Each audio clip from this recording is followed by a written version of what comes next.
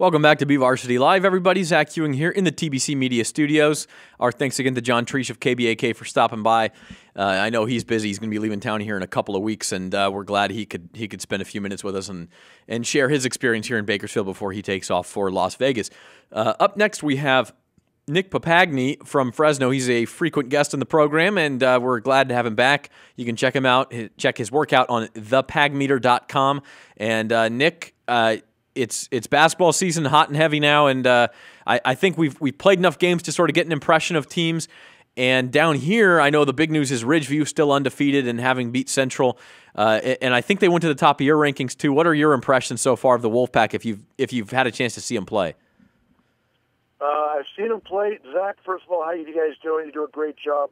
Ridgeview, I don't know what's going on over there, what's in the water, but their sports program is off the charts, and I think they're definitely going to be at Selland Arena this year. It's just a matter of who they're going to play. They're the best. I mean, I think they're the best team in the Valley, and they're in Division II. I think with some of us, I mean, it's all kind of messed up. You got Emmanuel in Division IV. They're the second best team, and probably when it's all said and done. But I don't know. Would you like to see someday, Zach? Maybe at the end of the year, you see these, and then at the end of the year, that way you will know who's really good. I don't want to see. One thing I don't want to see, Zach, is I don't want to see. Next year or so, Ridgeview's going to have to move up to Division I, and maybe they don't have that team anymore. Right. And they'll still be okay because they'll have a couple guys named Robertson McCall on that team, but for that year, and who knows after that. But you make a good point. And the first time I thought about sort of a Champions League, if you will, to borrow a term from soccer, but maybe pairing off the top four champions in a given sport and letting them play and making big crowds and really seeing who the best team in the Valley is. It was a couple years ago in softball, and I think Centennial won the D1 title, and Taft won the D4 title, and Hanford West, I believe, had won D2, and maybe it was Redwood in D3, and those four teams had all sort of beat each other up, and they'd all beat Division I teams, and you really, they were all champions, but you'd love to see them just play each other and see who came out on top, and you saw it again in football this year, I think, with Ridgeview and Liberty and Hanford, and you'd love to see those teams play against each other. But to speak to your point on Ridgeview, yeah, it's amazing. And the crazy thing is there's a couple of football players who also play basketball for that team, but they are not the stars. The star basketball players did not play football. The star football players don't play basketball. So it's one of those things where there's enough elite athletes to go around at that school, and the wrestling team is very good right now. The girls basketball team, the boys soccer team is very good. I think the baseball team has a chance to be good. It's the track team has Darius Smith. I mean, look, and Lawrence White. That school has it going on right now. There's no doubt about it. Let's go to Division I though, and here's my question for you. I saw Andy Bogard kind of posit this the other day. Is it possible that in boys basketball this season Division II is actually better than Division I? Oh, no question about it. I think I watched Lamar play. They're not too bad. They won't beat Ridgeview, but they also took care of watched them play Buchanan in one game, and they just dismantled Buchanan. Yeah, I think Division I is so wide open this year. I still think that watch Centennial by the end of the year, they're getting better and better. Division I is anybody can beat anybody this year, but they're all very, very even. So yeah, it's wide open. We saw Centennial play such a difficult schedule, and they were beat up a lot by it. But then they've won some big games. They had Ridgeview down after 3 quarters, which nobody else could say, and they should be a factor. I know Central, despite what Ridgeview did to them, I think is right there in the favorites chair as well. They're 11-2 against a very difficult schedule. Clovis North has the big win over Emmanuel. How do you see that track race coming out? Is it Clovis North and Central and then a gap, or is there a Clovis East or a Buchanan who could get in it? How do you see the track race? Well, yeah, I see Centennial, Clovis West, Clovis East, Clovis North, and Buchanan just beating each other up because, like I said, it's going to come down in the final minutes of almost every game. That's how close it's going to be. Edison is slowly coming on in the CMAC. I think Bullard's way down this year. But I really think Central is probably the team to beat in the track, but Clovis West as well. They got the Adrian Martinez, the quarterback, who's very good. And, Trey Simeon for Clovis East is the other quarterback. He scores 30 points a game. So I think the track is so wide open. And I think what does it look like in the SWIL? Is it Centennial the team to beat? I think they are, and I actually would have gone with Bakersfield High School until Ronnie Stapp got hurt, and he was their second leading scorer, leading assist man, and really kind of a key cog to that team. When he lost, he tore his ACL. He's out for the season, and I think that changes their outlook. BHS still a very good team. I don't know that they can. We'll see. They may be able to take on Centennial, and I don't think you ever count out Liberty and Stockdale because A.J. Sharon and Dave Purdy are such good coaches, and they coach defense so well, and that'll keep you in so many games. So those two schools will be in it too. And Frontier's got a good record. Their schedule wasn't as good. We don't know where they are. Garces certainly has Jordan Slayton, who's a great player. They haven't proven they can beat top-level teams yet, but it should be, like the track, a free-for-all. How about Division II? You mentioned Lemoore, maybe not at the level of Ridgeview. Is there a team in D2 that on a given night you think could take out the Wolfpack? Well, I think Hanford, they're finally getting all their football players back. They just knocked off Hanford West the other night, who Hanford West is a team. If there's a sleeper team, it could be Hanford West. Fresno High is very good as well. But I think Lemoore, Fresno High, Hanford West, and again, San Joaquin Memorial plays very good. They got the best home court advantage of the Valley. That the gym is so small that it's tough for teams to adjust to. So I would leave out Memorial, but it's just a matter of who's going to play Ridgeview. So matching up wise, you might see maybe Hanford's the best team to play Ridgeview at Stone Arena. And Hanford took them out in the semifinals last year, so that's a pretty good choice. Division III, I know Porterville very good. West High, they met in the championship last year. Anybody else getting in that mix? Yeah, I watched in that Jesse Lujan tournament. I saw Selma knock off Roosevelt, okay, which I thought Roosevelt was going to be the team. Selma plays very good. I mean, if there's a sleeper team in D3, it's got to be Selma. And Fresno High also very good as well.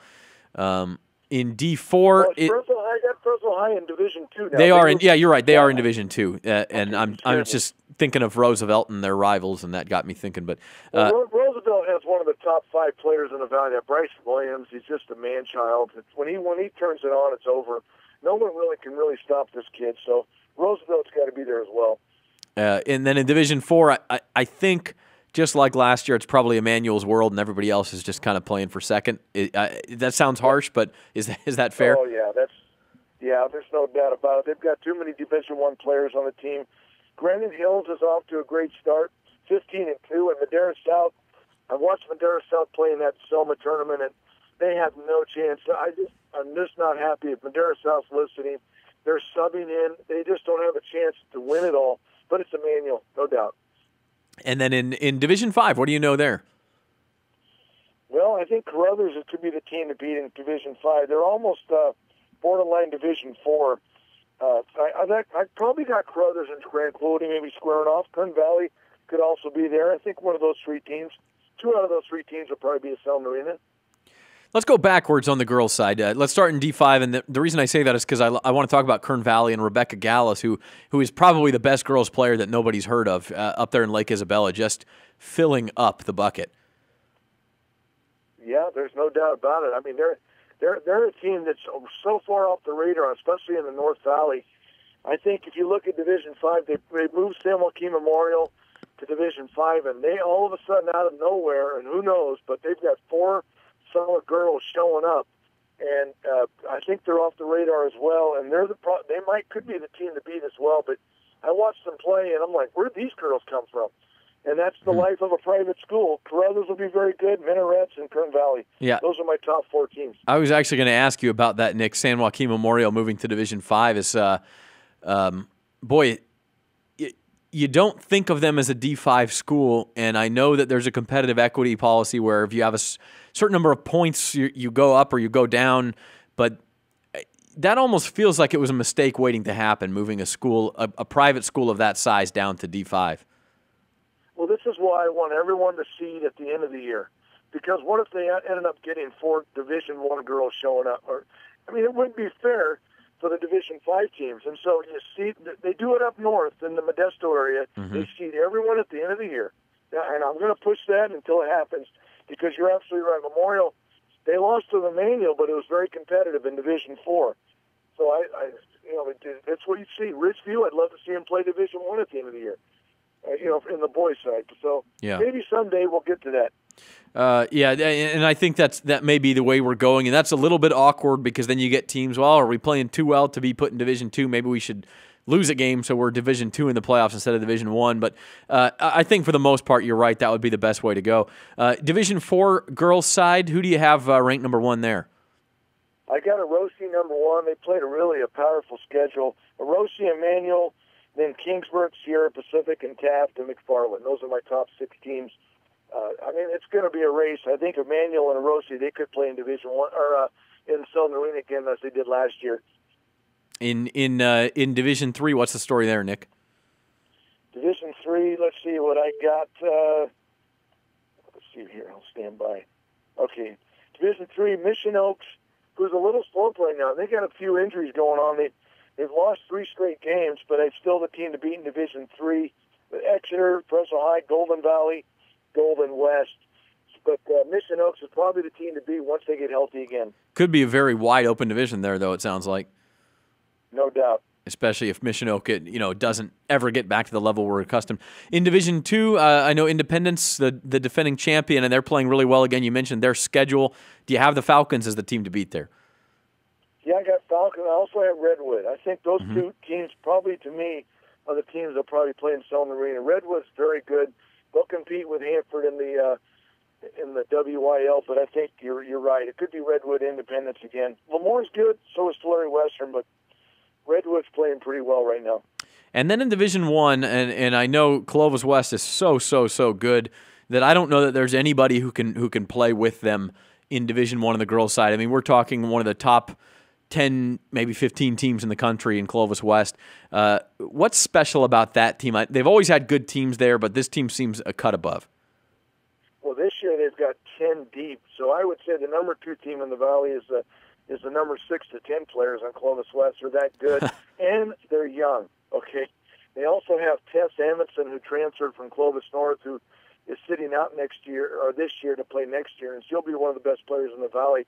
Right now, that's the cup of tea. That's where everyone wants to go right now, but Coach Craig Campbell plays them like just little soldiers. They play hard for 32 minutes straight. I just don't see anybody even getting close here in the Valley. They play a tough schedule, but they're definitely the best team in the Valley. And other than that, I guess the race is just to get to Selland Arena for the right to play Clovis West and take your shot at them. CJ West returning to Garces is interesting because they really, if you look at their results, would have nothing to do with anything as far as a top seed until all of a sudden CJ comes back and they win a couple of games against pretty good teams, and now you got to figure Garces will be right there with anybody else. I agree with that, and Garces is definitely going to need more than 1 or 2. They're going to need at least 5 to 7 girls because the pressure is so much. They just overwhelm you, and then they get new, fresh bodies every time. Every time the whistle blows. I think Edison can hang a little. Well, they're pretty good this year. Clovis is red hot. They just knocked off Hanford. So the team, maybe the sleeper team, could be Clovis. Maybe be able to compete a little with Clovis West, but I just see double-digit, 20-plus point wins here in the track. Yeah, it's really difficult to see anybody taking down Clovis West. But then again, Garces was ranked high in the state rankings last year. They'd lost before they even got to Selland Arena. So anything can happen in late February and March, but that seems to be as sure of a bet as anything, Clovis West there in the girls' Division I. Before we let you go, Nick, I know league play starts around the Valley tonight and tomorrow night. And then Monday, you have the MLK Showcase at College of the Sequoias in Visalia. A really good slate of games. And I don't know if you've seen the schedule yet, but it starts at noon. We're going to talk to J.D. Moore from the MLK Showcase in our next segment. But it starts with Porterville Mount Whitney at noon, and then 1:30, El Camino Real will face Centennial. Independence takes on Mission Oak at 3. Roosevelt of Corona, or I believe it's actually Eastvale, takes on Ridgeview at 4:30. Then it's Roosevelt of Fresno against Central at 6. And then the nightcap is Capital Christian of Sacramento facing Emmanuel. So really a mouth-watering slate of games there. When you hear that schedule, do any of those games stick out at you, or is it one of those things where you want to be there the whole day? No, yeah, I definitely want to be there all day. I just love to see how we do against teams out of this section because I don't know if this is a very good year for basketball overall. We're so even. We don't have the top-notch players. That's why I like to see how we do. Saturday, they call it the Super Saturday at Edison. It's going to be, so we'll get to see at 7 o'clock. Central takes on Emmanuel. Liberty takes on Edison at 5:30. So that's another interesting game. At Edison Liberty, that's a great seeding game. So it's all big basketball. Delano takes on Clovis. You got Washington Union taking on Frontier. El Diamante against Clovis East. Roosevelt against Lemoore, and Memorial against Buchanan. But I'm interested in those two games, Edison and Liberty, and Central against Emmanuel. So Edison on Saturday. Yeah, that is this Saturday, Nick? This Saturday, yes. Okay, sir. so a lot of big showcase games coming up in the next few days after the league openers tonight and tomorrow night, and then these teams get one more big non-league test in before league play really sinks its teeth into everybody next week. Hey, Nick, thanks for joining us, man. We appreciate it. This Nick Papagni, check his work out, thepagmeter.com. He's got rankings for everything. Nobody is more thorough than Nick. Thanks, Zach. Have a great afternoon. Keep up the good work. All right, buddy. We'll talk to you later. That's Nick Papagni. We'll be back with J.D. Moore to talk a little more MLK Showcase, the Monday event coming up in Visalia, right after this.